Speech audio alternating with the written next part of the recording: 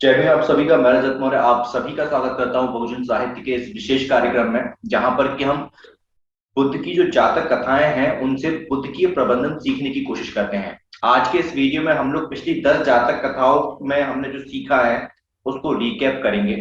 उनका पूरा एक विश्लेषण देंगे डॉक्टर जसवीर चावला जी, जो कि शील पर्व की जो 10 जातक कथाएं हैं उनका। स्वागत है डॉक्टर जसवीर चावला जी आपका। धन्यवाद। नमो बुद्धाय। जय भीम। जी, जय भीम, नमो बुद्धाय सर। आज रिकैप नंबर 2 कहते हैं इसको। जी। रिकैप नंबर 1 हम लोग हाँ। पहले वर्ग कर लिया हमने। अब हाँ। ये दूसरे वर्ग में जो 10 कहानियां थी हाँ। उनको लेकर के कुछ मेरे मन में विचार आए थे, उनको हम्म। मैंने लिखा है ताकि ठीक। इसका जो मूल जो भाव है वो हम्म। समझ में आ जाए, है ना। बिल्कुल बिल्कुल। तो हाँ, ये सरोवर का पानी चीर कर हम्म। एक विशाल जल राक्षस निकलता है। हम्म। उसका नीला पेट, सफेद मुंह, हम्म। लाल हाथ पैर और विभत्स रूप है। सरोवर के चारों तरफ हजारों बंदर गोलाकार समूह बनाए हैं। हम्म। सबके मुंह में सरकंडे की नलकियां, यानी वो स्ट्रॉ हैं, लंबे लंबे स्ट्रॉ हैं, हम्म। जिससे वे पानी सुड़क रहे हैं, है ना। हाँ। सुड़क के पी रहे हैं। और ठीक। बोधिसत्व उन सब का मुखिया है, हम्म। कपिराज। और मुकुट लगाए हुए है, गले में माला पहने हैं और निडर, है ना, चेहरे पर निडरता हम्म। और मंद मंद मुस्कुरा रहा है। हम्म। तो और जल राक्षस जो है हाथ जोड़कर गिड़गिड़ा रहा है। हम्म। तो ऐसा चित्रण अगर हार्ड कवर चौड़ी किताब पर, आकर्षक रंगों में बना होगा तो हम्म। बच्चे बहुत पसंद करेंगे इसको। हम्म। और बच्चे पसंद करेंगे तो माँ बाप भी स्वाभाविक रूप से उसको खरीदना चाहेंगे। हम्म। नाम देखेंगे कि ऊपर नलपान जातक लिखा हुआ हम्म। है, नलपान हम्म। जातक, है ना। तो हम्म। पढ़कर वो भगवान बुद्ध से संबंधित होने की वजह से हम्म। उसको वो झट खरीद लेंगे, है ना। हम्म। तो असल में जातक कथाएं नाना रूपों में बाजार में इसी तरह से बिक रही हैं। हम्म। जो लास्ट कहानी पढ़ी थी नलपान जातक, उसके इसी तरह के रूपों में बिक रही हैं। हम्म। अब ये जल राक्षस और बोधिसत्व की बात जो है अट्ठ कथा में हम लोगों ने देखी, है ना। ये हम्म। झूठ नहीं है, हम लोगों ने पिछली बार इसको डिस्कस किया था। ये हाँ। कथा झूठ नहीं है। मतलब उस जमाने में अगर कोई इसको इस तरह एनालाइज करेगा कि उस जमाने में वैसे जल राक्षस भी रहते होंगे। हाँ। आखिर 2600 साल पहले की हाँ। बात है, इतने साल हाँ। बीत गए। अब हाँ। वैज्ञानिक लोग तो क्या है, बकवास करते हैं, हमारे हम्म। धर्म ग्रंथों में प्रमाण है, इत्यादि इत्यादि कह करके हम्म। जातक कथाओं को इस रूप से हम्म। वो बेचेंगे, है ना। हाँ। अब इसमें हुआ क्या है कि ये तो लिखा हुआ है, ये तो कोई हम्म। डिनाई नहीं कर रहा है। लेकिन हाँ। भाई ये अतीत कथा वाला हिस्सा हाँ। है ना। अतीत कथा, ये तो वर्तमान कथा वाला हिस्सा नहीं है जो हाँ। चित्रण किया हुआ है। ये अतीत का कथा वाला हिस्सा है। अब हाँ। उसमें जो है मेरे जैसे जो कई राइटर्स होंगे उसमें नमक मिर्च लगा करके और बढ़िया से उस कहानी को पेश कर पढ़ा देंगे, था। हाँ। है ना? पेश कर देंगे। तो पशु पक्षियों की इस तरह की उदाहरण कथाएं जो हैं हम्म। उनके माध्यम से बुद्ध घोष ने भगवान बुद्ध द्वारा कही गई गाथाओं के अर्थ खोले हैं। वो हम्म। कहानी असल में उसका एक पर्पस है कि अर्थ खोलने के लिए, जो हम्म। गाथाएं हैं उनका अर्थ खोलने के लिए। अब कोई ये कहे कि नहीं ये ऐसा ही होता था उस समय, नहीं, ये संभव ये नहीं। संभव नहीं है। हम्म। अब लेकिन जातक कथाओं के साथ यही होता चला आ रहा है हम्म। कि इनका बाजारीकरण जो है हर हम्म। भारतीय भाषा में इसी रूप में हुआ है। ये देखिए हम्म। क्या दुर्भाग्य है कि हम्म। इसी रूप में इसका हर भारतीय भाषा में आपको मिलेगा। हम्म। सैकड़ों लेखकों ने अपनी कल्पना और रचनाशीलता की आजमाइश हम्म। अतीत वत्थु वाली उदाहरण कथा के साथ मिर्च मसाला लगाकर अलग अलग आयु वर्ग को लक्ष्य कर, अब बच्चों के लिए तो उसके हिसाब से लैंग्वेज रखेंगे, हम्म। बड़ों के लिए तो उस ढंग से लैंग्वेज रखेंगे। हम्म। और इसका हुआ क्या है, इसका फल फल क्या निकला।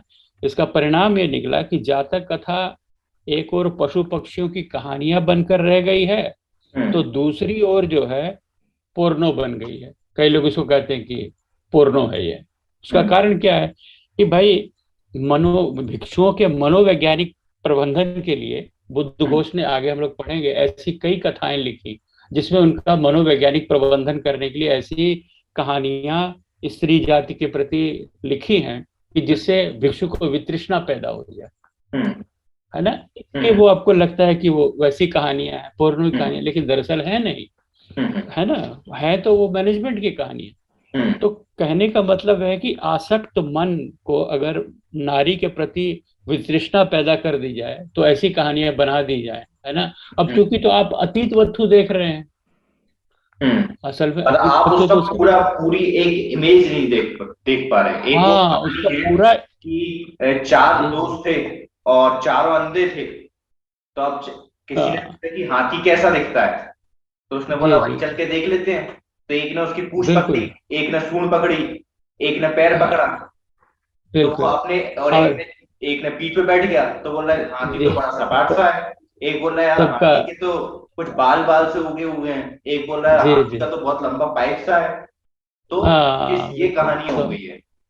तो ये परसेप्शन, ये भी जो हाँ। आपने सुनाई, ये भी जातक कथा में है, ये भी अच्छा, हम लोग, हाँ हाँ, ये भी मुझे जातक नहीं पता, कथा ये में कहानी है। तो कब से कई सालों से सुनते आ रहे हैं। बस कितनी कितनी देखिए पॉपुलर कहानी है, लेकिन हाँ इसका जो है परसेप्शन वाला जब हाँ आएगा, हम लोग उस हिस्से पर आएंगे। तो हाँ। उसके लिए, उसको लक्ष्य करके हम्म प्रबंधन के लिए वो कहानी कही गई थी, हम्म है ना। तो मेरे कहने का ये मतलब है कि जो बुद्ध घोष ने केस स्टडीज लिखी हैं, हम्म है ना, केस स्टडीज जो लिखी हैं उनको लोगों ने क्या किया, कट पीस कर लिया है, हम्म पूरी जातक कथा में से वो पीस काट करके हम्म और उसको अपने हिसाब से बेच रहे हैं। हम्म। लेकिन आपको मालूम है, हम लोग पहले भी डिस्कस कर चुके हैं, एक मुकम्मल जातक कथा तो 5 भागों को मिलाकर बनती हाँ, वो 5 भाग है आप ना। दोबारा रिपीट कर दीजिए सर। हाँ, तो वो बहुत सिंपल है। एक तो पहले होगा वर्तमान कथा, वर्तमान कथा। पच्चुपन्नवत्तु वर्तमान ठीक कथा, उसमें एक समस्या होगी, ठीक। उसको जो है अतीत कथा से सुलझाएंगे। अब अतीत हम्म कथा में क्या होगा कि एक गाथा जो भगवान ने कही, जिसके बारे में फर्स्ट लाइन में इंफॉर्मेशन है, उसका हाँ, अर्थ खोलने के लिए वो केस स्टडी बनाई जाएगी। जिसमें अब कहीं बुद्ध घोष जो है, जिसमें कहीं वो हाँ दो लाइन की है, कहीं 4 लाइन की है, कहीं 5 6 लाइन की भी हो जी सकती है। जी तो इसका कोई हाँ, तो उस पैरामीटर नहीं है कहानी, कि उस वो केवल 2 ही लाइन की है। Correct, Am I 2 he right? Line होगी, है ना। जो बिल्कुल करेक्ट है।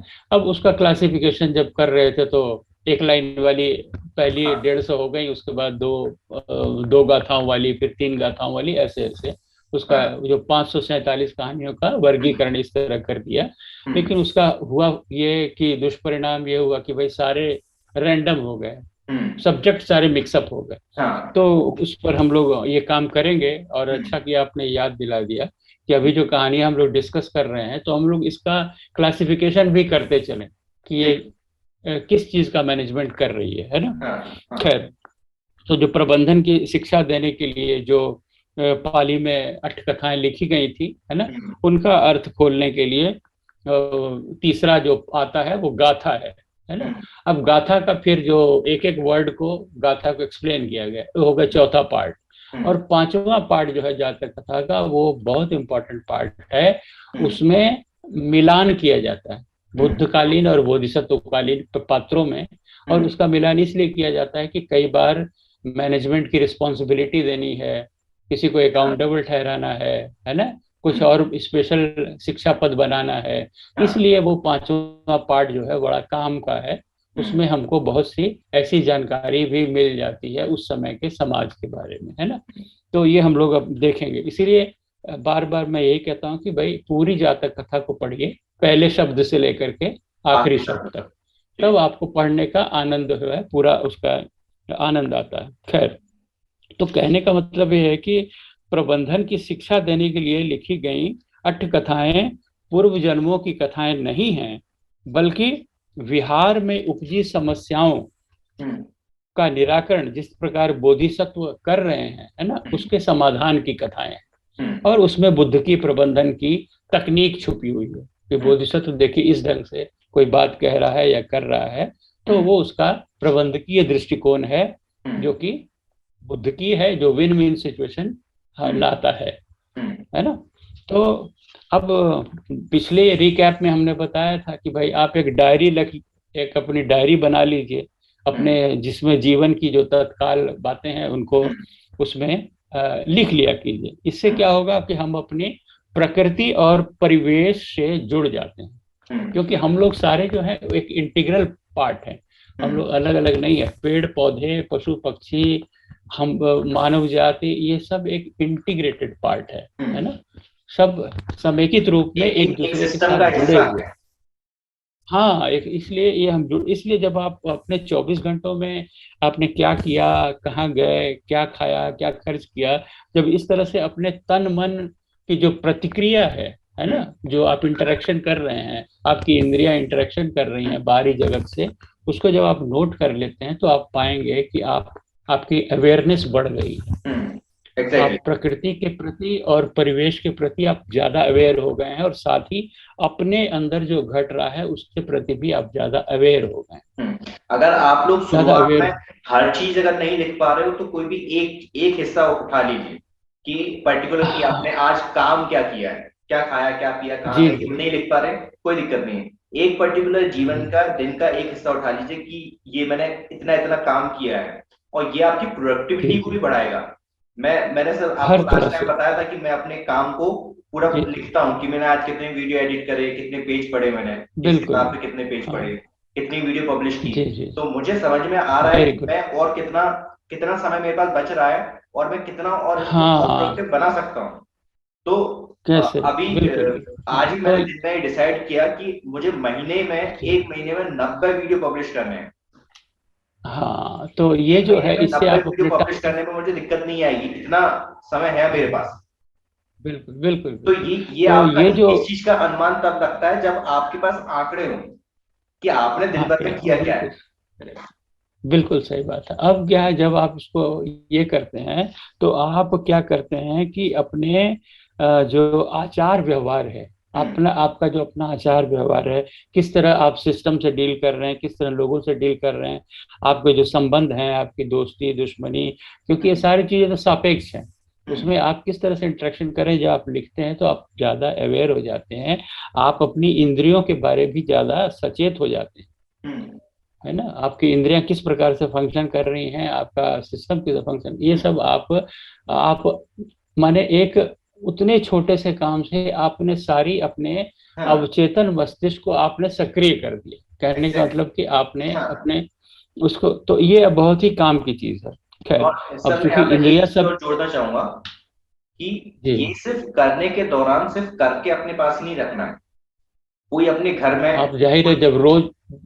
कोई ऐसा अपने घर में देखिए जिसको, जो कि आपको अकाउंटेबल बना सके।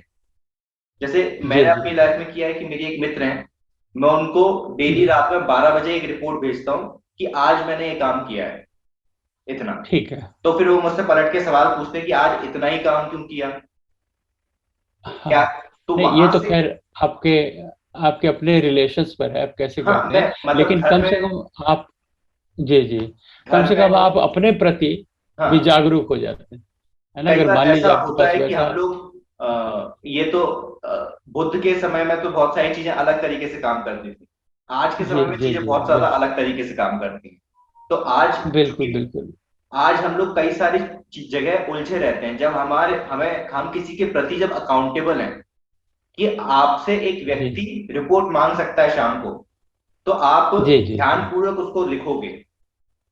अब ऐसा कई बार सही होता है है। कि मैं दिन में मैंने नहीं लिखी कि मैंने क्या क्या काम किया, ठीक है। लेकिन जैसे जी 12 जी बजते हैं तो मुझे याद आ जाता है कि यार अभी या तो उसका मैसेज आ जाएगा, या तो फिर 12 बजे मुझे तो देना ही है। हाँ तो वो एक ठीक अकाउंटेबिलिटी है। बन जाती है। ऐसा आप अपने जी दोस्त, जी भाई, मम्मी, पापा, आपकी गर्लफ्रेंड, हाँ बॉयफ्रेंड, दोस्त जी कोई हो, आपका कोई जी बेस्ट फ्रेंड है, या आपका कोई जी जी मेंटोर है, आप उसके साथ इस जी तरीके जी के रिलेशन बना सकते हैं कि मैं जी जी आपको ये रिपोर्ट दूंगा। अब जैसे मैंने अपनी दोस्त को मैंने ठीक है। बोला कि मैं आपको डेली रिपोर्ट दिया करूंगा कि मैंने क्या काम किया है, बिल्कुल। और अगर नहीं जी देता हूं जी तो आप मुझसे पूछ लो कि कहाँ है आज की। हाँ तो ये ठीक है। एक बहुत अच्छा तो तरीका है। ये, हाँ ये मैं आप दर्शकों पर छोड़ता हूँ। हाँ अगर मतलब हाँ। वैसा नहीं भी है तो आप अपने लिए भी आप अपने प्रति भी जिम्मेवार हो जाते हैं, ठीक है। नहीं मैंने क्योंकि सिर्फ एड ऑन बताया सर उसमें बस। हाँ बिल्कुल, ये इंद्रियां सबकी वही है।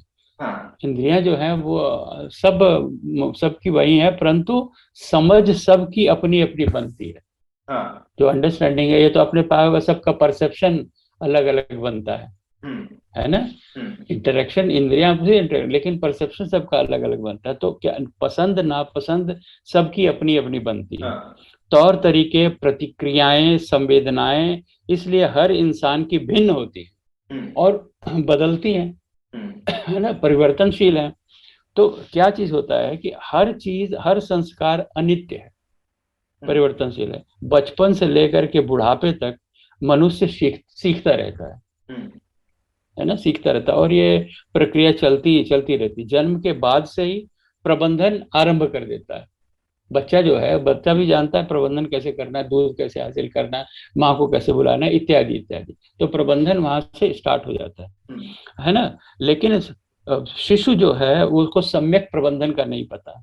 हम लोग जब बड़े बड़े हो रहे हैं तो हम भी प्रबंधन सीखते जा रहे हैं, लेकिन सम्यक प्रबंधन का हमें ज्ञान नहीं मिलता है हम्म। ना। उस ज्ञान के लिए आपको जरूरी है कि ये कहानियों को, इन इन कहानियों से आप ये सीखते हैं, जातक कथाओं से सम्यक मैं यहाँ प्रबंधन पे कैसे थोड़ा सा करना है। इंटरव्यू करना चाहूंगा कि सर के ठीक। कहने का मतलब ये है कि एक जो बच्चा होता है उसको भी पता होता है कि किस तरीके से उसकी माँ उसको दूध पिलाएगी, जब उसे भूख लगती है तो वो रोने लगता है। तो जी जी वो भी एक तरह का मैनेजमेंट ही है कि किस तरीके से भाई मुझे दूध मिलेगा, है ना। बिल्कुल, देखिए ना, लेकिन उसको छोटा, सम्यक तरीका नहीं पता है ना। हाँ, सम्यक तरीका नहीं पता, बिल्कुल ठीक है। ऐसे क्लास में जाते हैं, जैसे मान हाँ। लीजिए बच्चे, हम लोग अब पहली दूसरी क्लास में गए, होमवर्क कुछ दिया है, और हम्म। मान लीजिए कोई छोटा बच्चा वो होमवर्क करके नहीं लाया हम्म। है ना, तो कहेगा कि सर वो कॉपी घर पे रह गई, हम्म। भूल गया मैं कॉपी। हम्म। यानी उसने सिचुएशन को मैनेज कर लिया, हम्म। थोड़ा झूठ बोल के मैनेज, लेकिन इतनी अकल है, उस प्रबंधन हम्म। का टेक्निक उसको भी मालूम है, हाँ। लेकिन सम्यक प्रबंधन की नहीं मालूम हम्म। है ना। तो यही ये इस वाली बात पर तकनीक तो मेरे ख्याल से हर बच्चे ने इस्तेमाल की होगी। संभाल ली हुई। इसलिए क्या होता है कि आवश्यक है कि सुनना, हाँ। इसलिए जो है सुनना बहुत आवश्यक है, क्या कहा जा रहा हम्म। है। तो जब तक निर्णय बुद्धि परिपक्व नहीं होती, तब तक बड़ों की बातें सुनना और उनका उनका पालन करना, हम्म। उसी में भलाई हम्म। है ना। क्योंकि बचपन से जो है आपको ये ट्रेनिंग दी जानी आवश्यक है बच्चों में, है ना। और हम लोगों ने देखा भी, शील वर्ग की पहली कहानी इसी बात को लेकर के है कि भाई आप, जो हिरण का उदाहरण दिया गया था, लखन और काल नामक दो हम्म। हिरणों की कहानी थी। हम्म। लखन सुनता है, काल नहीं सुनता, अनसुनी हाँ। करता है ना।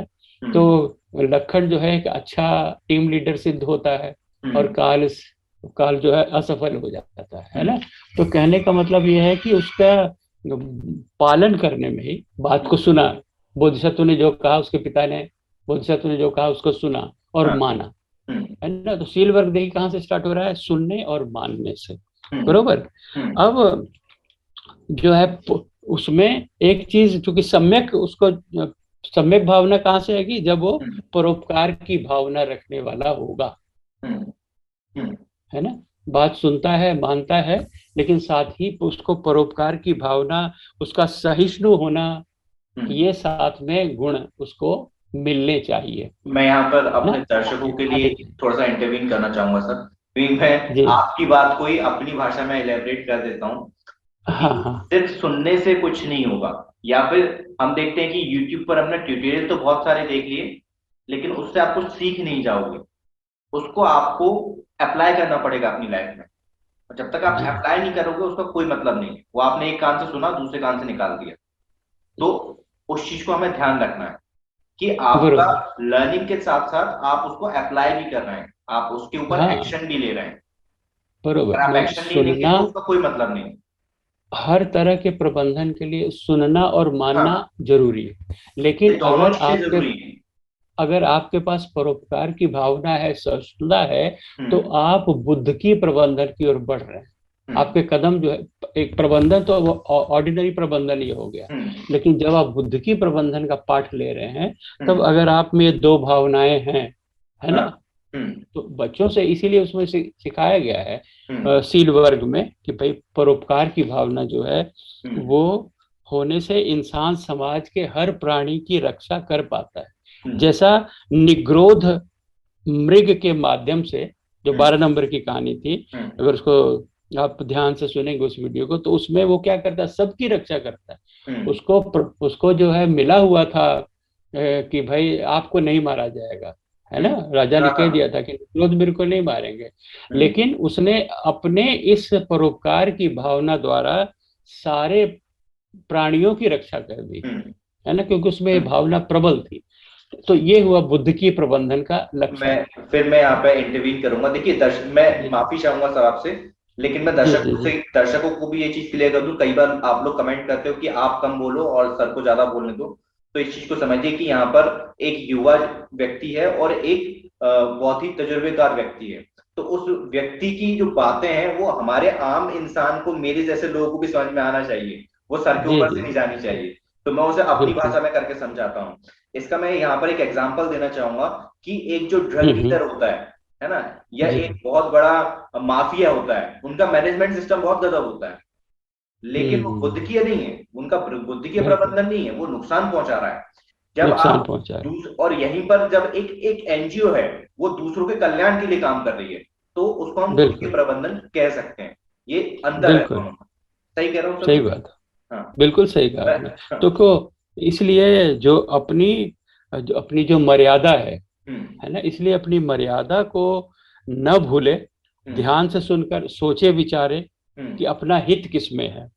यह नहीं कि यह तो हम उम्र है, कि ये तो मेरे क्लास फेलो है, मैं इसकी क्या बात मानूं, है ना। आप उसकी भी बात सुनिए, आप उसमें विचारिए कि अगर वो भले के लिए कह रहा है, आपके भले के लिए कह रहा है, तब उस पर विचार करके आप उसको माने। यह मत सोचिए कि भाई ये लड़की कह रही है तो हम लड़की की बात क्यों माने, या मेरे से छोटा कह रहा है उम्र का तो उससे बात में क्यों माने, अरे तू तो मेरे से छोटा है, मेरे कोई सीख दे रहा है। नहीं, ऐसा नहीं। आपको बातों को सुनना है ना, सुन करके उस पर विचार करना है, और विचार करके देखिए, अगर आपका हित इसमें है, आपके हित की बात कही जा रही, तो उसको मानने में क्या हर्ज है ना। तो ये है बुद्ध की प्रबंधन का तरीका। अपनी वासनाओं से थोड़ा ऊपर उठकर विचार करने से समझ आ जाएगा कि फायदा किसमें है ना, जो आपसे कहा जा रहा है। तो उसमें अब कंडिन मृग का हम लोगों ने देखा, कंडिन मृग की तरह जान गंवाने का कोई मतलब नहीं है। यहाँ पे वासनाओं से मतलब सिर्फ एक ही तरह की वासना नहीं होती। वासनाएं अपने सिर्फ उपभोग की, यानी कि सिर्फ ये मत सोचिए कि मेरी नौकरी लग जाए, मेरे बच्चों की नौकरी लग जाए, मैं अपना घर बना लूं। सिर्फ यही सेल्फ सेंट्रिक नहीं होना है आपको, सिर्फ अपने बारे में नहीं सोचना है, अपनी कम्युनिटी के बारे में सोचिए, आप जहाँ रह रहे हो उसके आसपास के लोगों के बारे में सोचिए, सबके बारे में सोच के चलिए कि एक अकेला व्यक्ति तो सोच सकता है। तो वासना को यहाँ पे सिर्फ इस संदर्भ में मत लीजिएगा कि सेक्स के रिगार्डिंग ही बात हो रही है। वासना कई प्रकार की, एक आसक्ति हो गई, एक राग हो गया, है ना। अब जो आपने कहा अपनी कम्युनिटी, वो परोपकार की भावना हो गई। लेकिन वासना जो है, मान लीजिए किसी को टेस्ट बहुत पसंद होते हैं, तरह तरह के चटपटे खाने पसंद होते हैं, किसी को गाने सुनने बहुत पसंद होते हैं, है ना, अपने इस तरह की ये वासनाएं हो जाती, आसक्तियां हैं। अब जो खाने पीने की हजारों स्वादिष्ट चीजें हैं, हजारों व्यंजन है, तो खाने चाहिए, खाने के लिए कोई मना नहीं कर रहा है, खाने चाहिए, पर इतना ज्यादा भी नहीं कि आप अपनी सुध बुद्धि खो दें, कि उसी खाने में इतना मस्त होगा कि जान ही गंवा दें अपने, है ना। जैसे हम लोगों ने वो वात मिग वाला देखा था उदाहरण, है ना, कि वात मिग वो जो हनी उसको लगा के देते था, तो उसी में वो पट जाता है ना, और अपना भूल जाता है कि भाई मेरा उद्देश्य क्या है ना। तो कहने का मतलब कि जीव के जो चटखारे हैं, अगर जान जोखिम में डाल दें, तो इतना चटोरे बनने का भी क्या फायदा। सही बात है ना। अगर आपको पता हो कि भाई, अब आपने सुना होगा टाफी दिए बच्चे को, टाफी से फुसला लिया, अब फुसला करके किडनैप कर लिया, ऐसे भी केसेस हम लोग के उसमें आए हुए हैं। तो बच्चे को ये ट्रेनिंग देनी आवश्यक है कि भाई किसी अनजान आदमी के हाथ से खाने पीने की चीज नहीं लेना है ना। पूछ लेना है कि बड़ों से पूछ लेना है कि हम लें कि नहीं लें, है ना। तो ये जो है, ये जो बड़ों के लिए भी इसी तरह से जरूरी है कि स्वादों के चक्कर में पड़े रहने से बहुत कुछ घातक हो सकता है ना। अब कई नशे ड्रग आप देख ही रहे हैं, आए दिन खबरें आती है कि भाई ओवरडोज ले लिया, है ना, ज्यादा ले लिया, मर गया, है ना। तो क्या है कि वो एक उसको एडिक्शन सा बना हुआ है। तो खाने खाने पीने के मामले में भी मैंने देखा है कि कुछ लोग इतने हैं कि हमको खाना ही खाना है हाँ ना। मुझे याद है कि ये जापान से कुछ लोग आए थे, है ना, हाँ। हमारे यहाँ कंपनी की बात है, तो उनको स्वीट डिश बहुत पसंद आई। तो हम्म। हम लोग जिद करने लगे कि भाई और ले लीजिए और ले लीजिए, तो हाँ उन्होंने कहा कि नहीं, हाँ। और हम नहीं लेंगे। देखिए जापान में कितनी अच्छी तरह से वो लोग इस चीज को फॉलो कर रहे हैं। उन्होंने कहा कि नहीं, हम और नहीं लेंगे, क्योंकि अब हमारे शरीर को इसकी जरूरत नहीं है। अब हम्म। जो है ये जीभ मांग रही है, ये हमारी आसक्ति है, हम्म। तो ये हमको फायदा नहीं देगी। हम्म। तो ये इस क्लियर कट आइडिया से कि भाई अब मान लीजिए डॉक्टर आपको मना कर रहा है ना, कि भाई ये मत लीजिए, और आप जो है उसी रसगुल्ले खाने के चक्कर में डॉक्टर कहा है कि भाई डायबिटीज है आप मत लीजिए, है ना। तो बड़ों की बात, डॉक्टर की बात माननी चाहिए।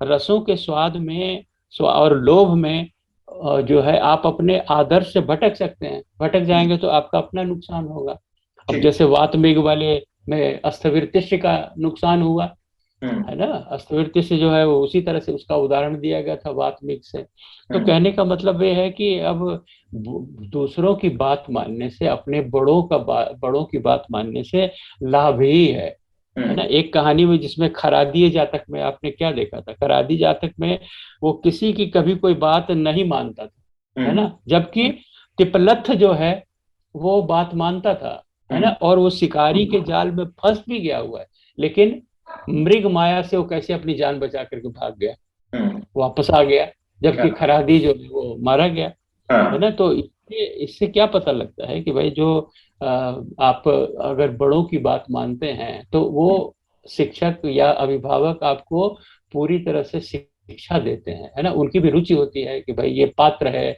इसको बताया जाए, है ना। हाँ। और इस तरह से आपका जो वो है, आप निरंतर प्रगति करते हैं, हम्म। आपकी प्रगति में बाधा नहीं आती है। तो कहने का मतलब है कि ये कौन उपदेश दे रहा है इससे महत्वपूर्ण है कि भाई क्या उपदेश दे रहा है। हम्म। आप उस उपदेश को देखिए कि भाई आपके लायक है। हम्म। आंख मूंद के विश्वास करने से पहले, मैंने आंख हाँ। मूंद के विश्वास मत कीजिए। पहले जो है आप स्वयं विचार कीजिए कि आपके हित का है, आपके हित में है उसकी बात मानना अथवा नहीं।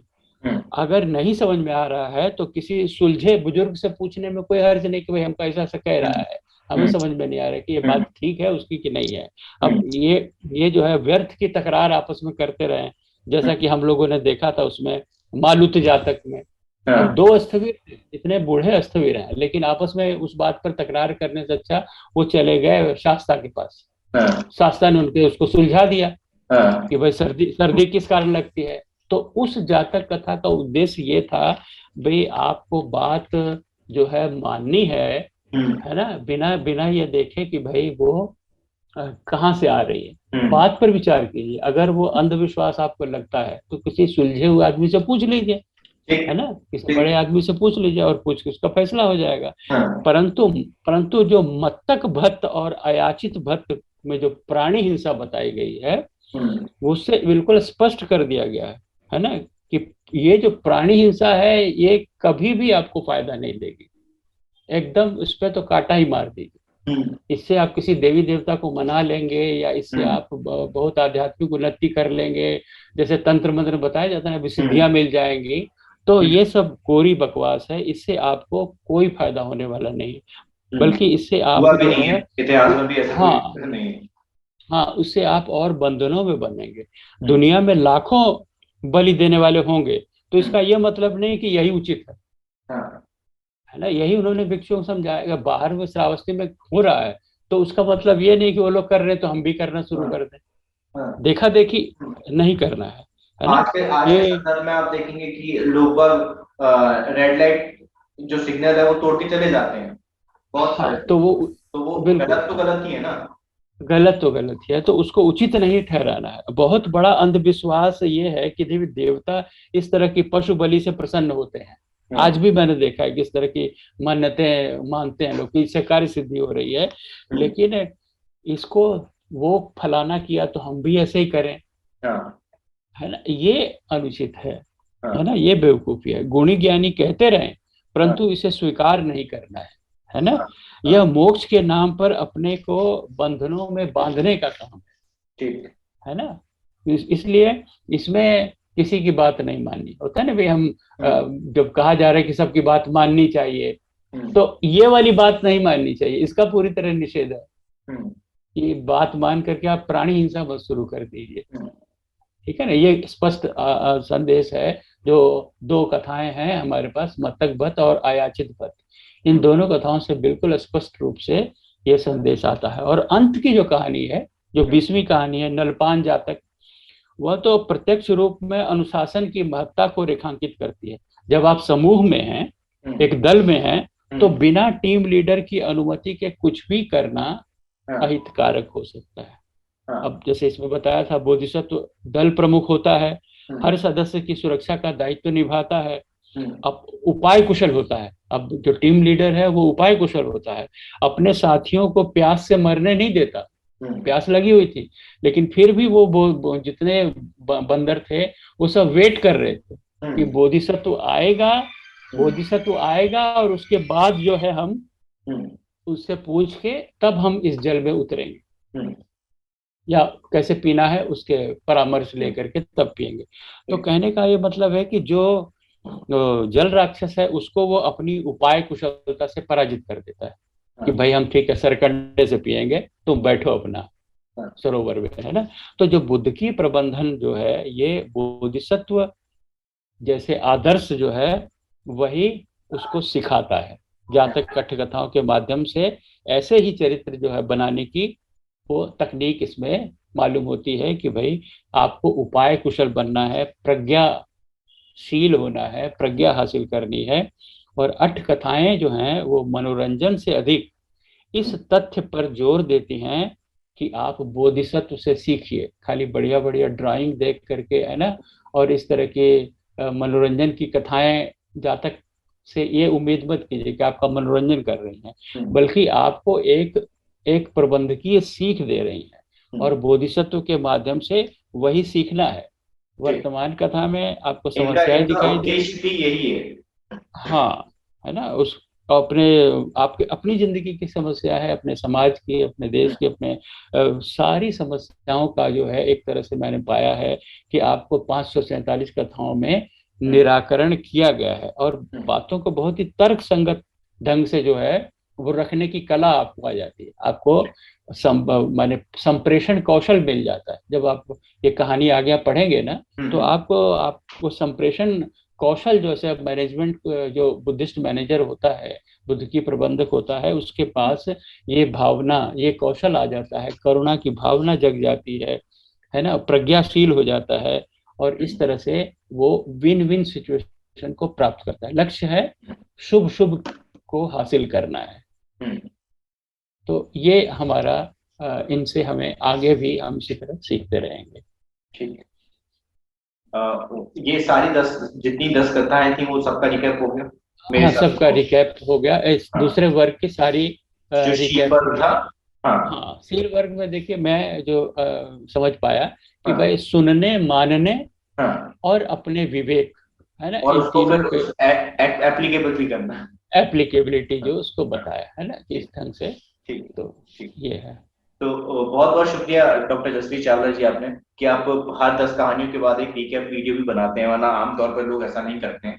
मतलब हाँ, जी, सिर्फ एक इससे ये समझ में आता है मुझे पर्सनली कि आपका ये सिर्फ इसलिए नहीं कर रहे हैं कि करना है, इसलिए आपका वाकई में नहीं नहीं, बहुत दिलचस्पी है कि नहीं यार, इसको बहुत सही तरीके से हर व्यक्ति तक हमें पहुंचाना है। तो मैं सभी बिल्कुल। लोगों से उम्मीद करूंगा कि डॉक्टर जसवीर चावला जी जो इतनी मेहनत कर रहे हैं उसको सार्थक करें, लोगों को शेयर करें ये वीडियो, जहां तक आप शेयर कर सकते हैं वहां तक शेयर करें, क्योंकि बुद्धिकीय प्रबंधन जरूरी है सभी के लिए। अभी पिछली 20 जातक कथाओं में बहुत सारी चीजें तो मैंने खुद ने सीखी हैं, और मैं खुद उनको धीरे धीरे अप्लाई करने की कोशिश कर रहा हूँ अपनी लाइफ में। क्योंकि कई बार ऐसा होता है कि चीजें हमें पता होती हैं कि ये करना बिल्कुल सही है, लेकिन हम लोग कर नहीं रहे होते हैं क्योंकि पीछे से कोई पुश नहीं कर रहा होता है। तो अब हालांकि मैं जसवीर सर की संगत में आ गया हूँ, तो धीरे धीरे मेरे अंदर भी सम्यक स्थिति बनने लगी है, थोड़ी थोड़ी कुछ बिल्कुल कुछ बिल्कुल। चीजें इसके बनी लिए है। अभ्यास बहुत जरूरी है, हाँ, अभ्यास बिल्कुल। करना पड़ता है। बहुत तो बहुत शुक्रिया इसको सर आपका। जी नमस्कार, बहुत जी बहुत जी धन्यवाद। नमो बुद्धाय, जय भीम, ठीक जय। ठीक। जय भीम, नमो बुद्धाय सर, जय भीम, नमो बुद्धाय। अभी हमारे बीच मौजूद थे डॉक्टर जसवीर चावला जी। उन्होंने पिछली 10 जातक कथाओं का रिकैप हमें करके बताया कि उनमें क्या क्या चीजें हमने सीखी। इस वीडियो को ज्यादा से ज्यादा लोगों तक पहुंचाइए, ज्यादा से ज्यादा लोगों को जो बुद्ध की प्रबंधन है वो सीखने को मिलेगा। क्योंकि सिर्फ ये कह देना कि हमें बुद्धमय भारत बनाना है, संभव नहीं। बाबा साहब का भी जो आखिरी इच्छा थी, बाबा साहब भी कई जगह ये कहते हैं कि सबको बुद्ध हो जाना चाहिए। बुद्ध यानी कि सबको बुद्ध धर्म में आ जाना चाहिए। तो जब अगर हम बुद्ध धर्म में नहीं आ पा रहे हैं तो कम से कम बुद्ध की जो शिक्षाएं हैं उसको तो हम पूरे भारत में प्रसारित कर सकते हैं। तो आप लोगों से निवेदन है कि वीडियो को शेयर करें। अगर आप लोग सक्षम हैं तो बहुजन साहित्य की आर्थिक मदद करें, आर्थिक सहयोग करें, कि ये बहुत ज्यादा जरूरी है। मैं मिलता हूँ आपसे अगले वीडियो में, फिर किसी किताब, फिर किसी जातक कथा के साथ। तब तक अपना और अपनों का ध्यान रखें। पढ़ने की आदत को विकसित करें, क्योंकि पढ़ेगा इंडिया तभी तो बढ़ेगा इंडिया। जय भीम, जय भारत, जय संविधान, जय जोहार।